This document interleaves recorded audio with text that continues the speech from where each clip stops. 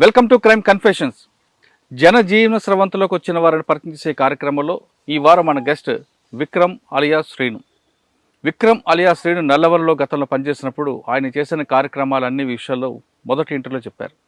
ఇప్పుడు పార్ట్ టూలో ఆయన చేసిన కార్యక్రమాలు ప్రజల కోసం ఏ విధంగా పనిచేశారు, చెంచుల రక్షణ కోసం, చెంచుల అభివృద్ధి కోసం ఎలా కష్టపడ్డారు, అంతేకాకుండా పంతు నాయక్ హత్య కేసులతో పాటు చాలా కేసుల్లో ఆయన ఏ విధంగా చేశారు, కోర్టు నుంచి AK-47 ఎలా మిస్ అయింది, అదే AK-47 నల్లమలలో ఎలా ప్రత్యక్షమైంది, నల్లమలలో ప్రత్యక్షమైన AK-47 ఎల్బీ నగర్లో ఎలా రికవర్ అయింది అనే విషయాలతో పాటు ఇటీవల ఏఓబీలో ఒక మహిళా మావోయిస్ట్ని ఇన్ఫార్మర్ పేరు మీద, కోవర్ట్ పేరు మీద చంపిన విషయాన్ని ఆయన ఏ దృష్టితో చూసారు విషయాన్ని విక్రమ్ నడి తెలుసుకున్నాం.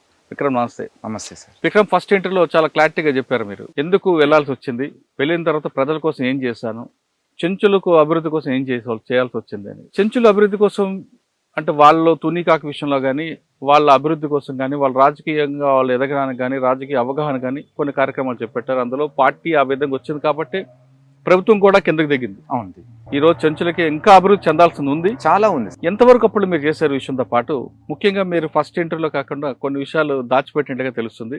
ఒకటి, పంతు నాయక్ హత్య కేసులో వాడిన AK-47 ఎర్రగొండపాలెంలో బాబురావు ఆయన కుటుంబం దగ్గర సంఘటన ఎన్కౌంటర్లో ఎలా ప్రత్యక్షమైంది, అక్కడ రికవర్ అయినది ఎల్బీ నగర్లో ఏ ప్రత్యక్షమైంది, ఎల్బీ నగర్ నుంచి మళ్ళీ ఇక్కడికి కోర్టుకి, మహబూబ్నగర్ కోర్టుకి ఎలా వచ్చింది, అంటే ఎల్బీ నగర్లో ఉన్న AK-47 మీరు నయీం హత్య చేయడానికి అక్కడ దాచిపెట్టినట్లుగా ఒక ఇన్ఫర్మేషన్ ఉంది. అది వాస్తవమా కాదా, జరిగింది కానీ ఎందుకు నయీం మీద అంత టార్గెట్ పెట్టారు, AK-47 అక్కడ ఎల్బీ నగర్లో పెట్టి ఆయన్ని చంపాలని ఎందుకు ప్లాన్ చేశారు. ఒకటి, ఇటీవల మన జరిగిన సంఘటనలు తీసుకుంటే మహిళా మావోయిస్టుల పట్ల కోవట్టు అనే పేరు మీద ఆ విధంగా హత్య చేయడాన్ని ఒక దళిత యువతని మీరు ఏ విధంగా చూస్తారు, దాన్ని ఖండిస్తారా లేదా సమర్థిస్తారా? ఫస్ట్ ఆఫ్ ఆల్, ఒక మహిళా మావోయిస్ట్ని పార్టీ హత్య చేయడాన్ని నేను ఖండిస్తున్నా.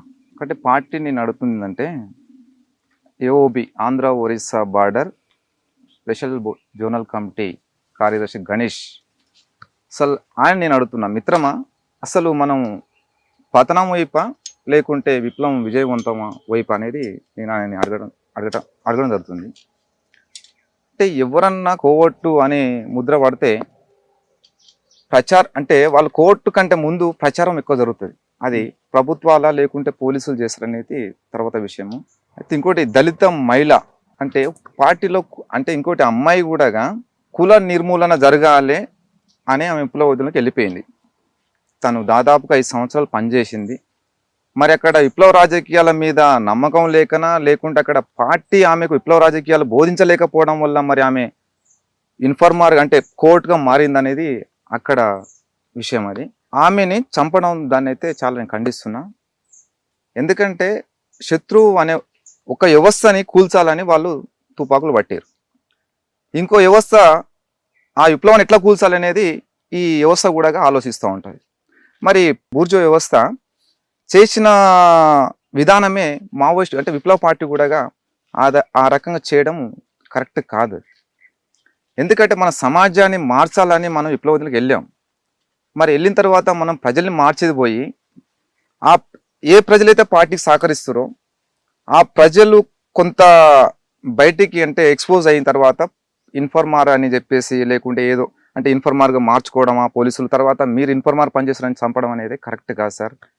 ఎందుకంటే ఈమెని ఒక మహిళా మావోయిస్ట్ని చంపడం దాన్ని నేను చాలా ఖండిస్తున్నా. ఇందాక మీరు చెప్తున్నట్లుగా ఆమె కుల వ్యవస్థ కోసం, నిర్మూలన కోసం పార్టీలకు వెళ్ళారు. అవును, 2017 నుండి 2024 వరకు అంటే దాదాపు 7 సంవత్సరాల పార్టీలో ఆవిడ ఏఓబీలు పనిచేశారు. అవును, పార్టీ కూడా ప్రకటించింది ఆవిడ దశల వారీగా పార్టీలో ఎదిగారని. అంటే పార్టీ నిర్మాణం లోపం అనుకోవాలా లేదా పార్టీ ఇచ్చిన శిక్షణలో భాగంగా లోపం అనుకోవాలా ఆవిడ కోవట్టుగా మారడానికి? అంటే మనం ఇచ్చిన ట్రైనింగ్ బట్టే కూడా అవతల వ్యక్తి మారుతుంటారు కదా. పార్టీ ఇచ్చిన ట్రైనింగ్ లోపం, ఆమెకు విప్లవ రాజకీయాలు కూడా ఆమె నేర్చుకోలేదు. అందుకే ఆమె ఆ రకంగా, నేను కూడా చెప్పట్లేదు ఆమె కోవట్ అని, కానీ పార్టీ కోవట్టుగా వ్యవహరిస్తుందని చెప్పేసి చంపేసింది. అది ఎందుకంటే ఇప్పుడు కోర్టుగా సరే వాళ్ళ కుటుంబాన్ని బయట డిపార్ట్మెంటు ఇబ్బంది పెట్టడం వల్ల వాళ్ళు ఏమన్నా తల్లిదండ్రులు ఏమన్నా సహకరిస్తామని ఏమన్నా ఒప్పుకోవచ్చు. మరి ఈమె పార్టీలో ఉంది కదా, ఆమెకు గ్యాపే ఉంటుంది కదా, మరి ఆమె ఎట్లా కోర్టుగా మారుతుంది? ఇంకోటి ఆమె 5 సంవత్సరాలు 6 సంవత్సరాలు 7 సంవత్సరాల తర్వాత కమాండర్ స్థాయికి ఎదిగిన తర్వాత ఆమె కోర్టు ఎట్లా మారుతుంది, కోర్టు అని ఎట్లా ప్రకటించి ఎట్లా చంపేస్తుంది పార్టీ? అంటే అసలు పార్టీ అటు ఎవరైతే చనిపోయారో ఆ అమ్మాయి అన్నదమ్ముడికి డబ్బులు అందాయని, డబ్బుల కోసమే చేశారని, ఉద్యోగం ఇస్తాను పోలీసులు ఆశ పెట్టారని, ఇటువంటి ఆరోపణల మీద చంపామంటూ ఆమె మెడ మీద ఒక లెటర్ కూడా పెట్టారు. సరే, ఇప్పుడు ఆరోపణ వచ్చింది సార్. ఆరోపణ వచ్చినప్పుడు ఆమెని ప్రజాకోర్టు పెట్టి ప్రజాకోర్టులో ఆమెని క్షమించి వదిలిపెడితే బాగుండేది. పార్టీకి నష్టం చేయలేదు కదా. మరి ఆమె ఇప్పుడు కోర్టుగా మారింది, పార్టీని ఇంతమంది నాయకుల్ని ఎన్కౌంటర్ కావడానికి కారణం ఈమెను కూడా ప్రకటించలేదు పార్టీ. ఈమె కోర్టు ఎవరిస్తున్నందుకు పార్టీ విధానాలు కరెక్ట్గా లేవు కాబట్టి ఈమెని చంపేసినామని చెప్పేసి పార్టీ ప్రకటించింది. అయితే ఇప్పుడు ఒకవేళ పార్టీకి ఏమన్నా నష్టం చేస్తే అది పార్టీ శిక్షించాలి. కానీ నష్టం చేయలేదు, సరే ఈమె కోర్టు అని అనుకుందాం. మరి ప్రజాకోర్టు పెట్టండి, ప్రజాకోర్టులో పెట్టి ఈ రకంగా మరి ప్రభుత్వాలు ఈ రకంగా కోర్టులన్నీ ఇట్లా తయారు చేసి ఇట్లా పార్టీ నష్టం చేయాలనుకుంటుందని చెప్పేసి క్షమించి వదిలిపెడితే బాగుండేది. కానీ ప్రజాకోర్టులో భాగంగానే శిక్షించామంటూ లెటర్ పెడుతున్నారు. ఎట్లా ప్రజాకోర్టులో శిక్ష ఎట్లా అవుతుంది? అది అంటే సాధారణ ప్రజాకోర్టులో మీరు చెప్పిందే వేదమా, ప్రజలు కూడా చెప్తారా చంపాలా శిక్షించాలన్నది? వీళ్ళు ప్రజలలో పెట్టి ఆమె చేసినటువంటి ఏదైతే తప్పు ఉందో దాన్ని ప్రజలకు చెప్తాం ఫస్ట్. మరి దాని ప్రజలు మైనార్టీ బై మెజార్టీ, ఆ పీపుల్ అక్కడ ఉన్న ప్రజలు ఏ విధంగా అయితే వాళ్ళు పార్టీకి చెప్తారో దాన్ని బట్టి అక్కడ యాక్షన్ ఉంటుంది. ఓకే, కానీ ఆమెను అయితే చంపకుండా ఆమెను వదిలిపెడితే బాగుండే సార్. కానీ పార్టీ ఇప్పుడిప్పుడే ఎదుగుతుంది. ఏఓబిలో చింతూరు దగ్గర ఒక గ్రామంలో ఒక 15 బైకులు డంప్ చేశారు. ఆ 15 బైకుల మీద యాక్షన్ టీములు తిరగడానికి ప్లాన్ చేస్తున్నారు. 15 బైకులు ఒక దగ్గర పెట్టారు. ఈ 15 బైకుల వ్యవహారాన్ని విషయాన్ని పోలీసులకు చేరవేయడంలో ఈమె పాత్ర ఉందని పార్టీ నమ్ముతుందని ఒక అంతర్గత సమాచారం. అంటే అటువంటి విషయాలు చెప్పొచ్చా మరి బయటికి? ఇప్పుడు ఆమె స్థాయి చాలా చిన్న స్థాయి సార్. ఇప్పుడు పార్టీ నిర్మాణాల్లో ఏ స్థాయికి ఎలాంటి నిర్మాణాలు చెప్పాలో అదే నిర్మాణాలు చెప్తుంది. ఈమెకు ఓన్లీ ప్రొటెక్షన్ మాత్రమే, ఇది నాయకులకు ప్రొటెక్షన్ మాత్రమే. కాబట్టి ఆమె బయటికి రాదు. ఆమెకు బాధ్యత లేనిది అక్కడ క్యాంపెయిన్ చూసుకోవడం, అక్కడ పార్టీ నాయకత్వానికి రక్షణ చూసుకోవడమే ఆ బాధ్యత. అట్లాంటి బాధ్యత ఉన్న ఆమె బయటికి ఎట్లా వస్తుంది, బయటికి ఎట్లా వచ్చి వీళ్ళతోని లింక్ అవుతుంది? కాదు అది. అంటే పార్టీలో ఆవిడ టెక్నికల్ చూసేవారు, ఆవిడ చూసేవారు టెక్నికల్ కాబట్టి సిగ్నల్ ఏరియాకి అప్పుడప్పుడు వెళ్తుంటారు. అవును, వెళ్ళిన సమయంలో అక్కడున్న అది మన హ్యూమన్ ఇంటెలిజెన్స్ మనకున్న అంతర్గత దీంట్లో అమ్మా నాన్నతో మాట్లాడాలి, అన్నదమ్మతో మాట్లాడాలి, ప్రతి మనిషికి ఆ వీక్నెస్ ఉంటుంది. ఎంత పార్టీలోకి వెళ్ళినా ఆ విధంగా మాట్లాడే తప్పేంటని సిగ్నల్ కోసం వెళ్ళుంటారు ఆవిడ బయటికి. ఒక్కరు వెళ్ళారు కదా సార్, ఒక్కరు వెళ్ళరు పార్టీకి. ఇప్పుడు ఆమెను ఒక్కరినైతే ఎక్కడ పోయినా కూడా పార్టీ ఎక్కడ పనుల మీద పంపినప్పుడు సింగిల్గా అయితే పంపదు. ఆమె తోటి ఇద్దరు వెళ్ళడమా, లేకుంటే ఒక దళం వెళ్ళడమా, దళం వెళ్ళి సిగ్నల్ వెళ్ళిన తర్వాత ఫ్యామిలీని పిలిపించుకోవడం అనేది చేస్తుంది పార్టీ. మరి సెల్ ఫోన్ అనేది ఎవరు వాడరు, దాంట్లో ల్యాప్టాప్ ఉంది. ల్యాప్టాప్ కూడా ఆమె స్థాయిని బట్టి ల్యాప్టాప్ ఇస్తారు. ఆమె స్థాయి అది కాదు, అంటే ఫోన్ వాడే స్థాయి కాదు, ల్యాప్టాప్ వాడే స్థాయి కాదు. ఓన్లీ మొబైల్ వాడేది ఒక జిల్లా స్థాయి నుంచి, ఒక రాష్ట్ర స్థాయి నుంచి, కేంద్ర స్థాయి నుంచి ఒక మొబైల్స్ వాడతారు. అది కూడా అవసరం ఉంటేనే ఆన్ చేసి ఫోన్ మాట్లాడి మళ్ళీ పక్క పెట్టేసుకుంటారు. ఈమెకి డైరెక్ట్ ఎట్లా ఫోన్ ఇస్తుంది పార్టీ కూడా, మనం అనుకుందాం. పార్టీ ఎట్లా ఇస్తుంది ఫోను? ఆమె స్థాయి కాదుగా, ఆమె స్థాయి ఫోన్ వాడే స్థాయి కాదు కాబట్టి ఫోన్ ఎట్లా ఇస్తుంది? ఇయ్యదు. కానీ పార్టీలో ఉదయ్ అనే వ్యక్తికి ఈమె అసిస్టెంట్గా ఉన్నారు కాబట్టి ఉదయ్ సమాచారం అంతా కూడా ఈవిడ దగ్గర ఉంది.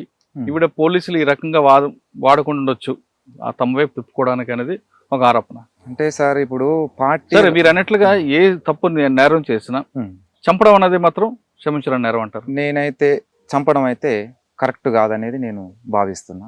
అంటే అంతకన్నా పెద్ద ద్రోహం చేసిందని పార్టీ భావించవచ్చు కదా. చైనా ఉద్యమంలో పొలిట్ బ్యూరో సభ్యులు కూడా కోర్టులుగా మారిన తర్వాత రాష్ట్ర స్థాయి కేంద్ర స్థాయి నాయకులను కూడా నష్టం చేసింది అక్కడ చైనా ప్రభుత్వం. చైనాలో అట్లాంటి వాళ్ళని కొంతమంది పార్టీ క్షమించి వదిలిపెట్టింది. మరి చైనాలో మావో విప్లవం విజయవంతం చేసిండు, అక్కడ ప్రజాస్వామిక వ్యవస్థ ఉంది. ఇండియాలో కూడా మావో ఆలోచన విధానాన్ని మనం ఇక్కడ అమలు చేయాలనేది ఇండియా మావోయిస్టు సిద్ధాంతం. మరి అక్కడ చేసినటువంటి సిద్ధాంతాన్ని ఇక్కడ కూడా అమలు చేయొచ్చు కదా. అంటే అక్కడ కేంద్ర కమిటీ రాష్ట్ర స్థాయి నాయకులు కోర్టుగా మారి పార్టీకి నష్టం చేసిన కూడా క్షమించి వదిలిపెట్టారు. మరి ఈమె చాలా చిన్న కదా, అది ఒక మహిళ, ఒక చిన్న చెల్లెమ్మ, ఆమె ఎట్లా చంపుతుంది? పార్టీ చంపొద్దు కదా సార్. పార్టీకి సాధారణంగా ప్రజల్లో సానుభూతి తక్కువ క్రమంలో ఇప్పుడు ఈ దళితులు వాళ్ళు కానీ వీళ్ళందరూ కూడా ఆమె వస్తున్నారు. అవును, ఇటువంటి క్రమంలో మహిళల పట్ల ఈ విధంగా చేస్తే రేపు పార్టీకి ఎవరైనా వచ్చే అవకాశం ఉందంటారా? నేను ఒక్క విషయం చెప్పదలసింది ఏంటంటే, మహిళల్ని మావోయిస్టులు చంపేశారనేది ప్రచారం నడుస్తుంది. చంపారని వాళ్ళే చెప్తున్నారు కదా. చంపిరు వాళ్ళు మొత్తం వాళ్ళే ప్రకటించరు. ఓకే, దీన్ని చంపడం అనేది కరెక్ట్ కాదని పూర్తి ఖండిస్తున్నా. మరి పోలీసులు కూడా మహిళల్ని ఎంతో మంది హత్యలు చేస్తారు కదా, మరి దీని గురించి ఎందుకు అసలు ఖండించట్లేదు? అంటే మేధావులు, ప్రజా సంఘాలు ఎందుకు ఖండిస్తలేరు నేను అడగదలుచుకుంది. కానీ వాళ్ళు పోలీసులు ఎన్కౌంటర్ చనిపోతేనేమో అది ఖండించరు, మరి మావోయిస్టు చంపితే ఎందుకు ఖండించాల్సిన అవసరం? అంటే ఎందుకు ఖండిస్తున్నారు అది? అంటే ఆమెకు ఎట్లా ఖండిస్తారు ఈరోజు మేధావులు? కానీ మహిళా మావోయిస్టులు చనిపోతే కూడా వీళ్ళు ఖండించాల్సిన బాధ్యత ఇక్కడ మేధావు సెక్షన్కు ఉంది. అంటే పోలీసులు చేతులు చనిపోవడం కన్నా పోలీసులు చిత్రహింసలు గురి చేసిన సంఘటన జరిగినప్పుడు ఖచ్చితంగా ప్రజా సంఘాలన్నీ కూడా స్పందిస్తున్నాయి. అవును, ఇటీవల జరిగిన మన పోలీస్ స్టేషన్లో దాడులు కానీ ఆ మహిళల పట్ల చిత్రహింసలు థర్డ్ డిగ్రీ పెట్టినప్పుడు ఖచ్చితంగా ప్రజా సంఘాలు స్పందిస్తున్నాయి. కోర్టులే సుమోటో కేసు తీసుకుంటే వాళ్ళ మీద ఎవరైతే చేస్తున్నారో కేసులు పోలీసులు వాళ్ళ మీద కేసులు పెడుతున్నారు. ఇక్కడ సానుభూతి అనేది మహిళ అనే కాకుండా ఆ విధంగా చేయడం అనేది ప్రజల్లో సానుభూతి కోల్పోతుందా? పార్టీకి సానుభూతి ఖచ్చితంగా కోల్పోతుంది. ఎందుకంటే ఇప్పుడు బయట సమాజంలో స్త్రీలకు రక్షణ లేదు. విప్లవోద్యమంలోకి పోయినటువంటి స్త్రీలని అంటే ఏ సమాజం కోసం అయితే వాళ్ళు పోరాటం మార్గంలోకి పోయినారో మహిళలు, అదే పార్టీ చంపడం వల్ల పార్టీకి ప్రజలకు బాగా బాధాకరం విషయం. అది ఖచ్చితంగా ప్రజలలో బాగా ప్రభావం పడుతుంది. పార్టీ మీద కూడా ఉన్న సానుభూతి కోల్పోవాల్సి వస్తుంది. కానీ అదే కోవట్ పేరు మీద అర్జున్ రెడ్డి అనే వ్యక్తిని క్షమించి వదిలిపెట్టిన పార్టీ ఈ అమ్మాయిని చంపడం వెనక మనం ఏ సామాజిక వర్గాన్ని చంచారా లేదా అంత పెద్ద నేరం ఏమైనా చేసింది అనుకోవాలా? ఇప్పుడు అర్జున్ రెడ్డికి ఈమెకు పోల్చుకుంటే ఈమె ఎవరైతే మహిళా మావోయిస్ట్ ఉందో మరి ఈమె కంటే ఆయన ఏమన్నా నేరం చేయకపోవచ్చు. లేకపోతే అతను నిజాయితీగా నన్ను ఇట్లా పోలీసులు కోర్టు మార్చుకున్నారు, నేను పార్టీ ద్రోహం చేయలేను కాబట్టి అని ఏమైనా పార్టీ ముందు ఏమైనా ఒప్పుకుంటే క్షమించి వదిలిపెట్టవచ్చు అనుకుంటున్నాను. కానీ 7 సంవత్సరాలు పనిచేసిన ఒక వ్యక్తిని ఎలాగంటే చంపాలనిపిస్తుంది? క్షమించి వదిలిపెట్టడం అనేది. మిత్రుడు గణేష్ అన్న ఎవరో ఏఓబి కార్యదర్శి గణేష్, నేను అదే మిత్రుని చెప్తున్నా, అట్లా చంపడం వల్ల ఉన్న ఉనికి కోల్పోవడం, ప్రజలలో ఉన్న సానుభూతి కోల్పోవడమే దారి తీస్తుంది. ఇక మనం మీ చరిత్ర కొంచెం చూద్దాం. పంతు నాయక్ చంపిన ఘటనలో ఉన్న AK-47 అక్కడికి వెళ్ళకొచ్చింది ఎర్రగొండపాలెంకి. మీరేమో కోర్టులో నేను తీయలేదు అని చెప్తున్నారు. అవునవును, మరి ఎలా వచ్చింది? నాకు తెలియదు సార్, అది తెలియదు. ఉన్న వాస్తవం నేను చెప్తున్నా, అది నాకు తెలియదు. కోర్టులోంచి ఎవరు తీసుకెళ్లారు? అది ఆరోపణ మాత్రమే నా మీద వచ్చింది, కానీ నేను తీసిన అనే విషయం అయితే అది తప్పు. అది నేను తీయలేదు, నాకు సంబంధం లేదు. కానీ కోర్టు నుంచి విక్రమ్ అనే వ్యక్తి ఒక చిన్న పిల్లాడిని తీసుకొని రాత్రి టైంలో దొంగతనం చేయించి AK-47 తీసుకొని నల్లమల్ల వెళ్ళి ఆ ప్రాంతంలో ఒక గుట్ట మీద ఉండి అక్కడ చేపల వాళ్ళు ఇచ్చిన అన్నం తింటూ చాలా కాలం ఉన్నారని, అదే సమయంలో బాబురావు అండ్ పార్టీ ఎర్రగొండపాలెంలో కలిసి వాళ్ళతో కలిసి ఉండి AK-47 వాళ్ళకిచ్చి వాళ్ళ దగ్గర SLR తీసుకొని ఆ సమాచారాన్ని మీకున్న ఒక పోలీస్ ఆఫీసర్కి ఇవ్వడం, ఆయన ఆదేశాల మేరకే మీరు ఆ నలుగురిని చంపారనేది. అట్లాంటిది ఏం లేదు సార్. ఎంత ఏంటంటే కట్టు కథలు ఇవన్నీ. ఒక్క విషయం చెప్తా, ఇవన్నీ కూడా సార్ ఇగో జనాలు కూడా చెడుని ఎక్కువ ప్రచారం చేస్తారు కానీ మంచిది ఎక్కువ ప్రచారం చేయరు. ఈ చెప్పిన సీక్వెన్స్ కరెక్టా కాదా? మీరు చెప్పింది ఇక్కడ జరిగిన ప్రచారం అదంతే, కానీ నాకు జరిగింది అయితే కాదు, నేను చేయలేదు, నాకు సంబంధం లేదు. సరే, మీరు ఎలా వెళ్ళారు అక్కడి వరకు? నేను ఇక్కడ నాకు ప్రొటెక్షన్ లేదు, ఏ అధికారి నాకు సహకరించట్లేదు, కనీసం బతకడానికి కూడా ఆధారం లేని పరిస్థితి నాది. కాబట్టి కనీసం కేసుని కూడా వాదించుకునేంత స్తోమత కూడా నాకు లేదు. ఇక ఆ టైంలో నేనేం చేసిన, ఇక ఈ సమాజంలో మనం బతికే కన్నా విప్లవోద్యమం పోయి పోరాడి చనిపోతే బెస్ట్ అనుకొని పోయినాను, వెళ్ళిపోయారు. కానీ మీరు ఒకరోజు ఉదయం మీ గ్రామంలో వ్యవసాయం చేసుకున్న సమయంలో మీకోసం హోంగార్డ్ వచ్చారు, ఒక SI పంపించారు రమ్మన్నారని. హోంగార్డ్ చూసిన వెంటనే మీరు అదే రోడ్లో అడవిలోకి పారిపోయి హోంగార్డ్ అయితే నేను ఊర్లో వ్యవసాయం చేసుకుంటానే నేను ఊర్లో ఉన్న టైంలో వచ్చారు. అక్కడ నుంచి మీరు అడవిలోకి పారిపోయి వెళ్ళిపోయారు. అయితే నేనేం అప్పుడేం పారిపోలేదు, నేను ఇంటి దగ్గర ఉన్నా. 2 హోంగార్డ్స్ వచ్చారు, వాళ్ళంతా మాజీలే. వచ్చి మా భార్య సాయంత్రం 4 o'clock ఇల్లు ఊకుతుంది. నేను అప్పుడు పొలం దగ్గర ఉన్నా, ట్రాక్టర్తోని అక్కడ పొలం దున్నించుకుంటా ఉన్నా. మా భార్యని అడిగిపోయారు వాళ్ళంతే. అడిగిపోయిన తర్వాత లేడు పొలంకి పోయిండు అని చెప్పారు. నేను సరే వాళ్ళు కూడా వెళ్ళిపోయారు. వెళ్ళిపోయిన తర్వాత మళ్ళీ ఇంటికి వచ్చినాక ఇట్లా చెప్పారు అనమాట. వచ్చిర్రు ఇట్లా అడిగిరు అని చెప్తే సరేలే ఇప్పుడు అప్పుడప్పుడు వస్తుంటారు కదా, వచ్చినప్పుడు కలవడానికి వచ్చిరేమో అనుకున్నా. అయితే మళ్ళీ ఒక గంట తర్వాత రమేష్ కోత్వాల్ అనే సిఐ అమరాబాద్, అతను జీప్ తీసుకొని ఫస్ట్ మా గ్రామానికి ఎంటర్ అయ్యిండు. ఎవరైతే హోంగార్డ్ మా ఇంటికి వచ్చిపోయారో అతను నాకు కాల్ చేసిండు, తమ్ముడు నేను సార్ సిఐ సార్ మిమ్మల్ని కలవడానికి వస్తున్నాడు, ఊరు బయటికి రండి, నేను బైక్ మీద వస్తున్నా అని చెప్పిండు. అంటే నాతోనేం పని సార్, కానీ అంటే ఎప్పుడు కూడా నేను ఎప్పుడు కలవలేదు, మాట్లాడలేదు. నాతోనేం పని అన్న, ఏదో పని ఉంది మాట్లాడటానికి రమ్మంటున్నాను. 7 అవుతుంది టైం. ఈ టైంలో నాకెందుకు, నన్నెందుకు కలుస్తాడని చెప్పేసి నేను కొంచెం భయపడ్డ తర్వాత నేనేం చేశానంటే ఎంతకైనా మంచిది కొంచెం పక్క ఉంటే బాగా అని చెప్పేసి నా మొబైల్ స్విచ్ ఆఫ్ చేసి నేను పక్కకి వెళ్ళిపోయాను. ఆయన వచ్చిన ఒక అర్ధగంట సేపు ఉన్నాడు. అప్పటికి నేను వేరే ఆఫీసర్కి ఫోన్ చేసి సార్ ఇట్లా నా కోసం సిఐ సారు కలవమంటున్నాడు, బయట ఉన్నాడు, మరి ఏమన్నా నా మీద ఏమైనా కేసులు ఏమన్నా మళ్ళీ ఏమన్నా బనాయిస్తారా ఏం సార్, మరి నేను బతకాలా వద్దా అని చెప్పి అన్న. ఏదైనా ఉంటే రేపు పొద్దుగాల వస్తా సార్, మీరు చెప్పండి సార్ సిఐ సార్కు, వస్తే రేపు పొద్దున పోయి కలుస్తా అని చెప్పిన. సరే అమ్మ నేను చెప్తానని చెప్పేసి మరి ఏం చెప్పాడు చెప్పిండు. ఆ తర్వాత కొంతమంది రాజకీయ నాయకులు కూడా ఫోన్ చేస్తే ఏం కాదు రేపు పొద్దుగాన పోదాంలే, ఎందుకు భయపడతావు, నువ్వు చేసిన తప్పేముంది, బయటకు వచ్చి హ్యాపీగా బతున్నావు కదా అని చెప్పేస్తే సరే అని చెప్పేసి ఉంది. అయితే మా సీఏ ఏం చేసాడు, మళ్ళీ ఫోన్ ఆన్ చేస్తే మా ఊళ్ళో ఉంటాడు ఒక అడ్వకేటు బావ అవుతాడు. అతను ఏం చెప్పినంటే, మమ్మరిది ఇట్లా సారు మా ఇంటి దగ్గర కూర్చున్నాడు, వచ్చే ఇంటికి చాలాసేపు అయింది వెయిట్ చేస్తున్నాడు అంటే, చూడండి బాబా సార్తో ఆయనకి ఏం పని లేదు, నాకు ఆయనతో ఏం అవసరం లేదు, నేను ఏదంటే పై ఆఫీసర్లతో మాట్లాడుకుంటా, ఆయన ఎందుకు వచ్చిండు నాకు సమాధానం చెప్పమని చెప్పిన. కలవటానికి వచ్చిండంట, కలవటానికి వస్తే మరి పిఎస్కి రమ్మంటాడు, నాకోసం డైరెక్ట్ ఇక్కడ ఎందుకు వస్తాడు? ఎందుకంటే అప్పటికి నేను జైల్లో ఉండొచ్చినా, అప్పుడప్పుడే నాకు జైలు అనుభవం తెలుసు కాబట్టి, ఇవన్నీ పోలీసులు ఆడే అన్నీ నాకు తెలుసు కాబట్టి కొంచెం నేను భయపడి, లేదు బాబా ఏం లేదు, ఏమన్నా రేపు పొద్దుగాల కలుస్తాం వెళ్ళిపోమని చెప్తే, సరేనా 8 గంటలకు అని మా ఇంటికి వచ్చిండు, రేపు పొద్దుగాల రాకపోతే స్పెషల్ బాడీ తీసుకొని వస్తా అని చెప్పేసి వెళ్ళిపోయింది. తర్వాత ఇక వేరే వాళ్ళు చెప్పారనమాట, ఏదో మొత్తం మీద అయితే నీకు ప్రమాదం ఉన్నది అని చెప్తే, ఇక మళ్ళీ పోయి జైల్లో పడేస్తే నన్ను ఇంకా ఎవరు తీస్తారు బయటికి, ఇక ఎట్లా ఇక్కడే కేసు సమస్య ఉంది, అక్కడే మళ్ళీ జైల్లో ఉండొచ్చిన అప్పటికి 2 సంవత్సరాలు, ఇంటికాడ పరిస్థితి ఏంది ఇట్లా, అప్పటికి బాబు పుట్టిండు, ఇక నాకు ఇక డిప్రెషన్కి పోయినా ఇక అని చెప్పేసి, ఇక మళ్ళీ ఈ మార్గం కరెక్ట్ కాదు, ఇక ఆ మార్గం పోతే సరే ఇక్కడ చనిపోయే కన్నా పోయి ప్రజల కోసం త్యాగం చేస్తానన్న ప్రజల పేరు ఉంటుంది కదా అని చెప్పేసి మళ్ళీ ఉద్యోగంకి వెళ్ళిపోయాను. అక్కడ వెళ్ళాక బాబురావు వాళ్ళందరూ కనబడ్డారు, కానీ అక్కడ మీరు ఆయుధాలు ఎక్స్చేంజ్ చేసుకున్నారు కదా? మీ ఆయుధాలు ఎక్స్చేంజ్ అనేది ఏముండదు సార్. ఇప్పుడు నా స్థాయి కమాండర్ స్థాయి, నేను క్యారీ చేసిన కూడా దళంలో SLR, కానీ నా స్థాయిని బట్టి ఆయన ఇప్పుడు నేను అరెస్ట్ అయి ఉన్నా కాబట్టి ఆయన కొన్ని రోజులు అబ్జర్వేషన్లో పెట్టి నాకు SLR ఇచ్చిండు ఆయన. అది కూడా వేరే దగ్గర డంప్ ఉంటే తీసుకొచ్చి నాకు ఇచ్చిండు. ఓకే, ఆ ఎన్కౌంటర్ ఎలా జరిగిందంటారు బాబురావు గారు? సార్ 100% అది ఇన్ఫార్మర్ తోటి ఎన్కౌంటర్ జరిగింది. ఆ ఇన్ఫార్మర్ మీరే అడిగారు?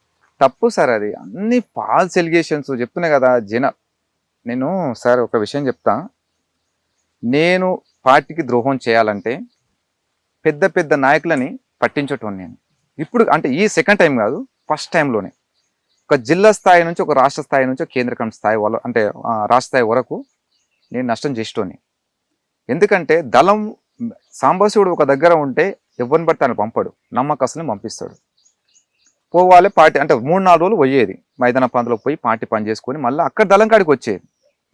మరి అప్పటికీ నేనేమైనా పార్టీ ద్రోహం చేయాలంటే ఎప్పుడో చేసేవాడిని. ఇది ఏంటంటే ఇంత పెద్ద ఎన్కౌంటర్లో ఈ జరిగిన అశోక్ ముగ్గురు చనిపోవడం ఏంది, ఈయన ఎట్లా తప్పించుకున్నాడు అంటే ఈయననే ఎన్కౌంటర్ ఏంటంటే వాళ్ళు జనాలు పబ్లిక్ ఏంటంటే తొందరగా క్యాచ్ చేస్తారు, అంటే వాళ్ళు అనుమానాన్ని అది రియల్గా వాళ్ళు క్రియేట్ చేసుకుంటారు.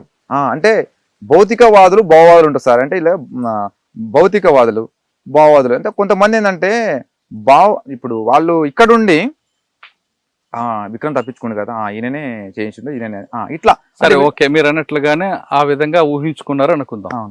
ఓకే, మహబూబ్నగర్ కోర్టులో ఉన్న AK-47 ఎర్రగొండపాలెం వెళ్ళి ఎల్బీ నగర్ ఎలా వచ్చింది? ఎల్బీ నగర్ లేదు సార్, ఎల్బీ నగర్ రికవర్ అయింది కదా, అప్పుడు చంద్రశేఖర్ అని ఇన్స్పెక్టర్ కదా, అప్పుడు శ్యామ్ ఉండే కదా, శ్యామ్ సరెండర్ అయ్యిండు. శ్యామ్ సరెండర్ అయిన తర్వాత అది ఆయన చూపిన డంపులు అవన్నీ. అప్పుడు యాక్షన్ చేసింది కూడా దాంతోనంట. అయితే ఇప్పుడు నేను అరెస్ట్ అయినా కాబట్టి కేసులు నా మీద దొబ్బేసారు. ఆ కేసులో ఇది రికవరీ అనేది చెప్పేసి చూపించారు అన్నమాట.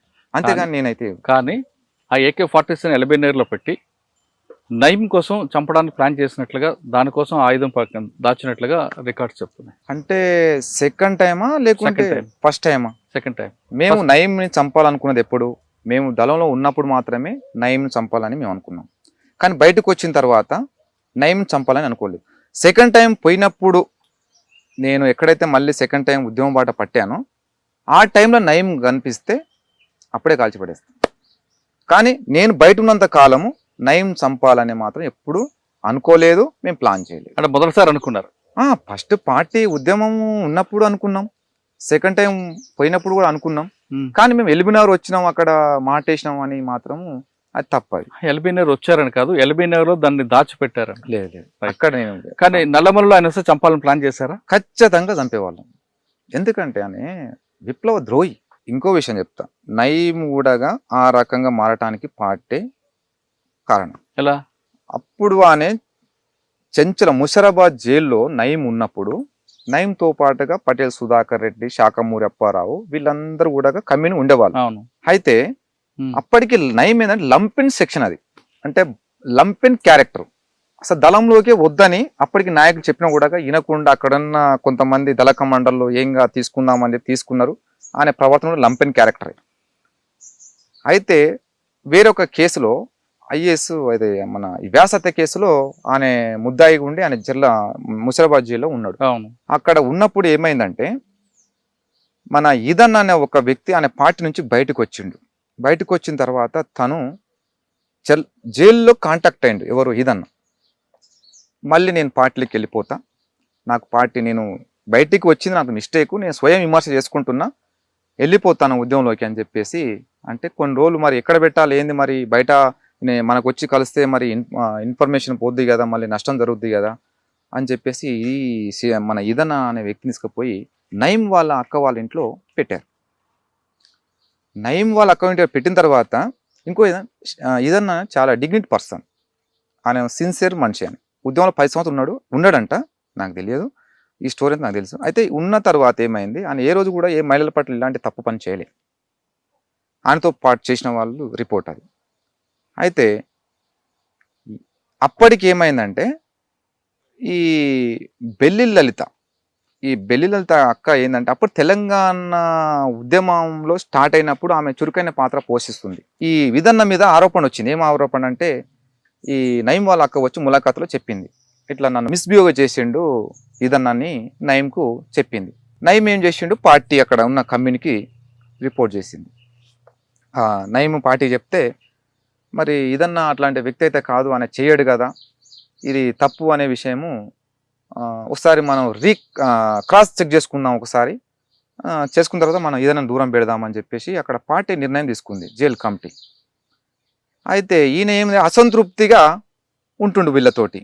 ఎట్లా, నేను చెప్పినా కూడా మీరేం పట్టించుకోవట్లేదు, మీరు చెప్పినా కూడా నేను పట్టించుకోవట్లేదు, మా అక్కని ఇట్లా అన్నాడంట అట్లనంట, ఆటలు వస్తుంటే అక్కడ